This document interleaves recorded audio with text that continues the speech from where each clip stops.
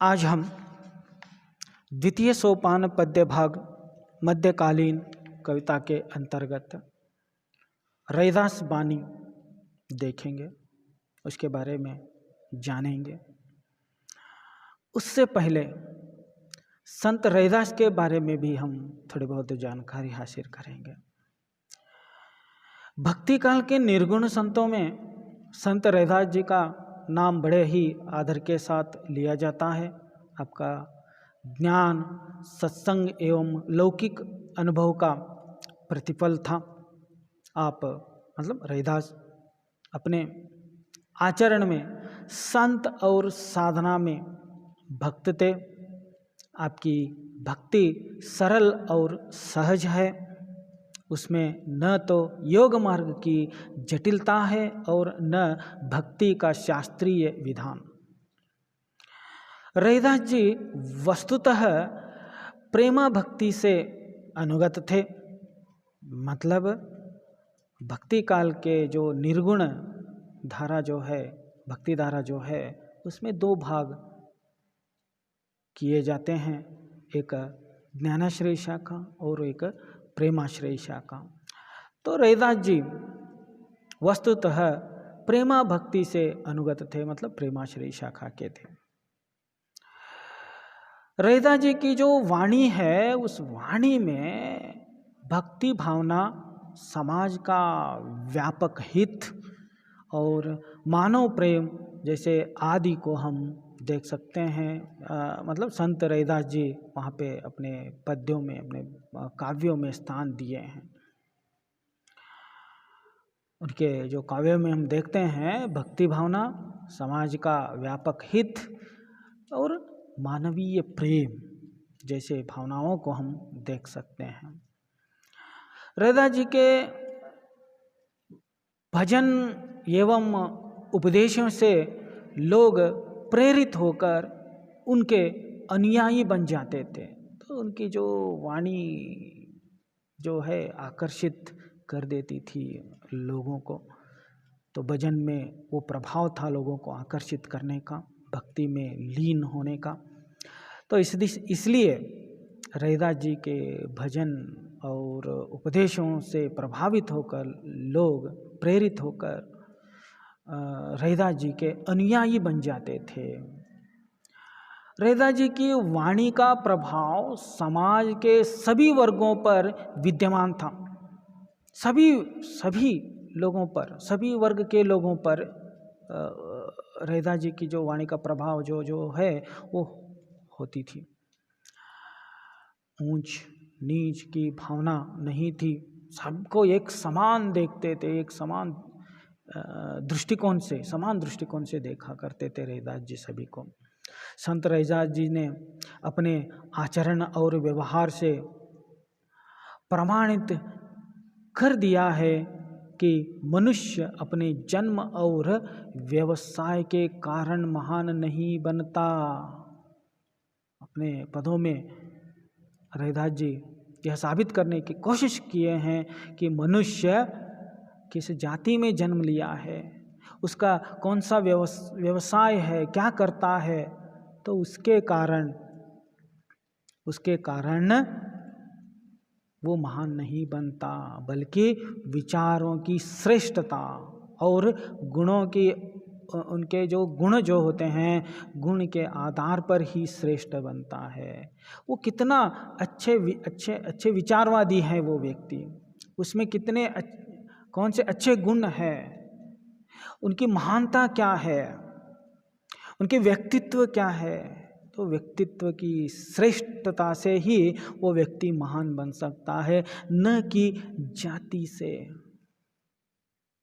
उच्च जाति में पैदा हुए हों लेकिन न उसकी विचारधाराएं बहुत निकृष्ट हों, तो वो कभी भी श्रेष्ठ व्यक्ति नहीं कहलाता। तो ऐसे बातें उनके पदों में, उनके दोहों में, रैदास जी के दोहों में, पदों में, उनके काव्यों में हम देख सकते हैं। तो रैदास जी के जो पद आपके सिलेबस के लिए रखा गया है, 3 पद बहुत ही बढ़िया पद आपके सिलेबस के लिए रखा गया है। पहला पद जो है, इस पद में भगवान के प्रति अपना दास्य भाव प्रकट किया है। पहले पद में राम को पूरे समर्पण भाव से स्वीकारते हुए रहीदास जी ने स्वयं को पानी, बाती, धागा और दास संबोधित करते हैं अपने आप को, और प्रभु को, भगवान को चंदन, दीपक, मोती और स्वामी के रूप में स्वीकार करते हैं। उसके बाद जो दूसरा पद है, परिश्रम के बारे में उसमें बताते हैं, परिश्रम के महत्व को लेकर यहाँ पे बताते हैं। और थर्ड वन, तीसरे पद में रहीदास जी समाज, आदर्श समाज के बारे में, राम राज्य के बारे में बताते हैं। तो इस तरह 3 पद रहीदास वाणी में हम आपके सिलेबस के लिए हम देख सकते हैं। और रहीदास जी एक बहुत ही बढ़िया यहाँ पे तीनों पदों में बहुत ही बढ़िया बात कहे हैं।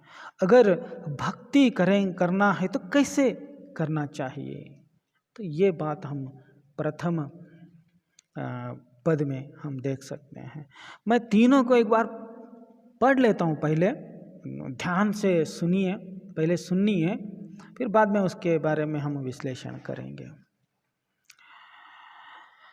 अब कैसे छुटे राम रट लगी, प्रभु जी तुम चंदन हम पानी, जाकी अंग अंग बास समानी, प्रभु जी तुम घन बन हम मोरा, जैसे चितवत चंद चकोरा, प्रभु जी तुम दीपक हम बाती, जाकी ज्योति बरे दिन राती, प्रभु जी तुम मोती हम दागा, जैसे सोने मिलत सुहागा, जैसे सोने मिलत सुहागा, प्रभु जी तुम स्वामी हम दासा, ऐसी भक्ति करे रहीदासा। प्रथम पद के बाद द्वितीय पद में देखिए, रहीदास श्रम करी खाई ही, रहीदास श्रम करी खाई ही, जो लो पार बसाया, नेक कमाई जऊ करई, कबहू न निहफल जाए, कबहू न निहफल जाए। अब दूसरे पद के बाद तीसरे पद में देखिए, ऐसा चाहो राज में, ऐसा चाहो राज में, जहाँ मिले सबको अन्न, ऐसा चाहो राज में जहाँ मिले सबको अन्न, छोटा बड़ो सभी सम बसे, छोटा बड़ो सब सम बसे, रहीदास रहे प्रसन्न, रहीदास रहे प्रसन्न। तो इस तरह 3 पदों को हम यहाँ पे देख सकते हैं रहीदास जी से लिखित। अब उसके विश्लेषण करेंगे। देखिए, अब कैसे छुटे राम रट लगी, प्रभु जी तुम चंदन हम पानी। रहीदास जी कहते हैं, अब मैं अपने आप को संपूर्ण रूप में, हे भगवान मैं अपने आप को संपूर्ण रूप में अर्पित कर चुका हूँ, आपके चरण में मैं संपूर्ण रूप में आ चुका हूँ। अब कैसे छुटे राम रट लागी, रहीदास जी कहते हैं, अब कैसे, मैं तो राम के अनन्य भक्त बन चुका हूँ, और राम जी का नाम स्मरण ही मेरे लिए सब कुछ है। अब छोड़ने से भी नहीं छूटेगा ये राम का नाम स्मरण। राम का नाम स्मरण कैसे छूटेगा, छोड़ने से भी नहीं छूटेगा। वो एक आदत सी बन गई है, मेरी लत लग गई है मेरे लिए, वो तो राम नाम लेना। तो इसीलिए कहते हैं रैदास जी, अब कैसे छूटे राम रट लगे, रट लगी है मुझे, राम के नाम स्मरण की रट लगी है मुझे, अब छोड़ने से भी नहीं छूटेगा। मैं अपने जीवन भर राम जी का नाम स्मरण करते ही रहूँगा, राम राम कहते ही रहूँगा और राम के भक्त बन के ही रहूँगा। तो जैसे देखिए कैसे भगवान और भक्त में किस तरह मेल होना चाहिए, भगवान में भक्त किस तरह अपने आप को अर्पित करना चाहिए, उस बारे में बताते हुए रैदास जी कहते हैं, प्रभु जी तुम चंदन हम पानी, प्रभु जी तुम चंदन है तो हम पानी है। अगर भगवान आप चंदन हो तो, चंदन जानते हैं ना, चंदन किसे कहते हैं? हाँ, सुगंधित प्राकृतिक रूप में जो पेड़ मिलती है प्रकृति में, चंदन की पेड़, उसकी जो सुगंध जो है बहुत बढ़िया होती है। तो देखिए उस सुगंध पानी में मिल गई तो, चंदन की सुगंध अगर पानी में मिल गई तो क्या होता है? पानी सुगंधित हो जाता है, पूरे पानी को सुगंधित बना देता है वो चंदन। तो इसीलिए रैदास जी कहते हैं, प्रभु जी तुम चंदन हम पानी, अगर तुम चंदन है तो हम पानी है। अगर आपका जो थोड़ा स्पर्श अगर हमें मिल जाए तो पानी में हो जाए तो चंदन का, तो पानी पूरा का पूरा सुगंधमय हो जाएगा। तो पानी की तरह है हम, आप चंदन है तो हम पानी की तरह है। अगर आपके थोड़ा सा स्पर्श भी हमारे लिए बहुत बढ़िया है, हम जो पानी है पूरा का पूरा पानी सुगंधित बन जाएंगे आपके आश्रय से, आपके सानिध्य से।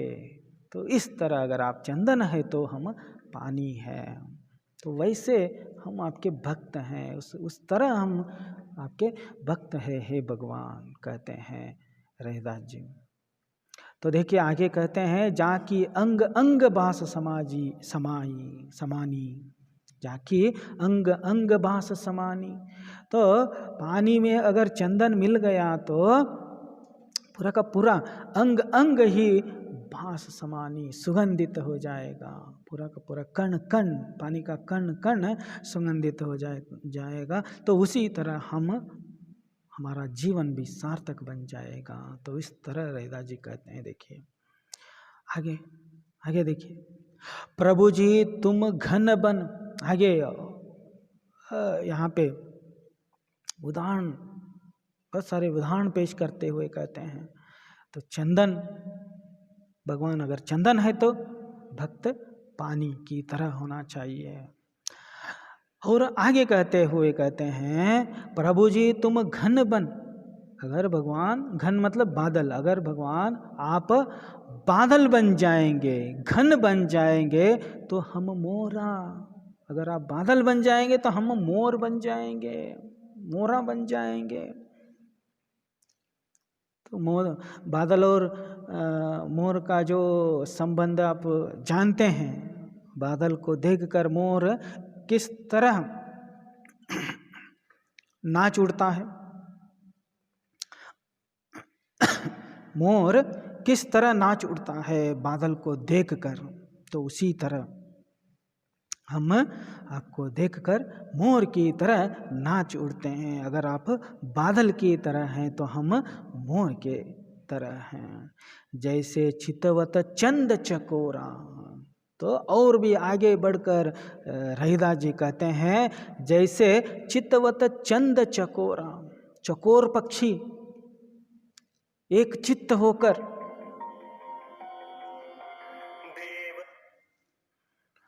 चकोर पक्षी चित्त से एक चित्त होकर चांद के इंतजार करते हुए चकोर पक्षी बैठी रहती है, मतलब चकोर पक्षी की वो प्यार, वो जो प्यार जो है चांद के चांदनी से, तो वो यहाँ पे आप देख सकते हैं। चकोर पक्षी का जो स्वभाव है, बहुत सारे लोग जानते होंगे इस बारे में।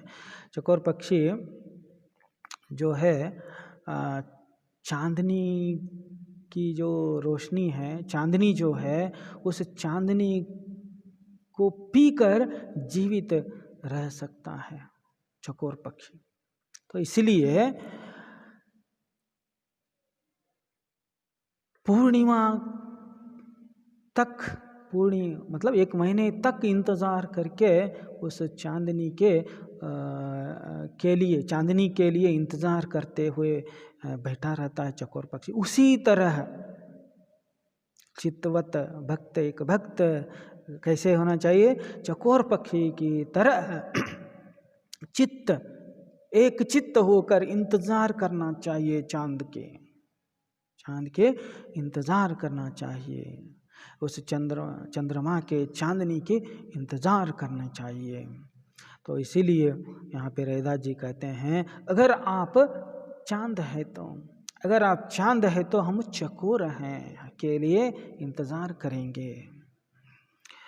प्रभु जी तुम दीपक हम बाती। आगे बढ़कर रैदास जी कहते हैं, अगर प्रभु जी तुम दीपक हैं तो हम बाती।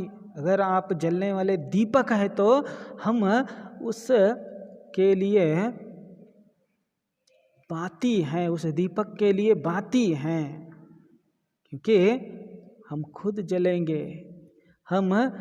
जलेंगे और रोशनी करेंगे। आपके माध्यम से हम रोशनी देंगे दुनिया को। आप इस दुनिया को रोशनी प्रदान करेंगे तो हम उसके लिए आधार बनेंगे, सहायक बनेंगे, बाती की तरह। तो इसीलिए यहाँ पे कवि रैदास जी कहते हैं, प्रभु जी तुम दीपक हैं तो हम बाती हैं। जाकी ज्योति बसे दिन राती। हम दोनों मिलकर, आप दीपक बनिए, हम बाती बनेंगे, दोनों मिलकर दिन रात इस दुनिया को ज्योति से भर देंगे, इस जगत को रोशनी से भर देंगे। तो ऐसे भगवान, ऐसे भक्त बने रहेंगे हम। और आगे बढ़कर इसी पद में आगे बढ़कर रैदास जी कहते हैं, प्रभु जी तुम मोती। अगर प्रभु जी आप मोती बनेंगे तो हम धागा। अगर आप मोती बनेंगे हम धागा बनेंगे। मतलब धागे के लिए महत्व नहीं रहेगा, सिर्फ धागा ही बन के रहेगा धागा, तो उतना महत्व नहीं रहेगा धागे के लिए। अगर मोती धागे में आएंगे तो, है ना, धागे में मोती डालेंगे तो हार, मोती का हार बन गया तो हार में, मतलब धागा में अगर मोती डालकर हार बनाएंगे तो ही उस धागे के लिए महत्व बढ़ेगा, धागे की महत्व बढ़ सकती है। तो इसीलिए प्रभु जी तुम मोती बनेंगे तो हम धागा, उन मोतियों के लिए धागा, उस मोती के लिए धागा बनेंगे हम। मतलब आप अगर मोती बनेंगे तो आपके साथ साथ हमारे भी महत्व बढ़ेगी, हमारी भी महत्व बढ़ेगी। कैसे? आपके साथ मिलने से। मोती का तो मूल्य बहुत बढ़िया है, मोती के तो मूल्य बहुत बढ़िया होती है, धागे के लिए मूल्य नहीं है। अगर मोती के साथ अगर धागा मिल गया तो धागे का भी मूल्य बढ़ जाएगा, मोती के साथ साथ धागे का भी मूल्य बढ़ जाएगा। जैसे सोने मिलत सुहागा, है ना, धागा सोने के साथ मिलकर सुहागा जिस तरह बन जाता है, धागा सुहागा जैसे सोने के साथ मिलकर बन जाता है, मोती के साथ किस तरह मिलने से उसका महत्व बढ़ जाता है, वैसे हम बनेंगे। आप सोने हैं तो हम आपके साथ मिलकर हम सुहागा बनेंगे मोती से, मोती है तो आपसे मिलकर हम धागा बनकर मोती के साथ मिलकर हमारा भी महत्व हम बढ़ाएंगे आपके भक्त बनकर। तो ये संदेश यहाँ पे देते हुए रैदास जी कहते हैं, प्रभु जी तुम स्वामी हम दासा। अगर आप प्रभु हैं तो हम दास हैं। अगर आप प्रभु हैं तो हम आपके दास हैं। दास मतलब ऐसे नहीं है, स्वामी मतलब वैसे स्वामी नहीं है जो काम कराते हैं, जो काम कराते हैं वैसे स्वामी नहीं है। तो एक बहुत बढ़िया स्वामी, बहुत अच्छे स्वामी अगर है तो हम आपके शरण में आए हुए दास हैं। मतलब हम आपके सेवा करते हुए, भक्ति की सेवा करते हुए हम आपके दास बने रहेंगे। तो ऐसी भक्ति करे रैदास। भक्ति का अर्थ क्या होता है, भक्ति माने कैसे होने चाहिए, तो उस बारे में रैदास जी यहाँ पे कहते हैं ऐसे भक्ति करना है तो ऐसे करनी चाहिए, जैसे रैदास जी बताते हैं इस पद में। अब अगले भाग के ओर जाएंगे। अगले भाग में हम परिश्रम के महत्व के बारे में यहाँ पे बताते हैं। रैदास जी कहते हैं, श्रम करी खाई ही। जैसे हमारे जो वचनकार, कन्नड़ के वचनकार बहुत बार अपने वचनों में श्रम के महत्व के बारे में बताए हैं। कन्नड़ में भी बहुत 12वीं शताब्दी के जो कवि हैं कन्नड़ के, तो वे लोग बताते हैं। खासकर हमारे बसवेश्वर जी काय कवि कैलासा कहते हुए आप कही हुई बातें आप सुने होंगे, देखे होंगे, उस बारे में बहुत बार चर्चा भी किए होंगे आप सब। तो उसी तरह रैदास जी भी यहाँ पे बताते हैं। रैदास जी कहते हैं, श्रम करी खाई ही। वैसे ही बैठकर, आराम से बैठकर भोजन मत कीजिए, खाना मत खाइए, आराम मत फरमाइए। बैठे बैठे सब कुछ मिलेगा, लेकिन आप उसको अपनाइए मत। श्रम करके, परिश्रम करके खाना चाहिए। परिश्रम करके हमें अपना भोजन करना चाहिए। जो लौ पार बसाए, अनेक आपके तकलीफों से दूर करेगा।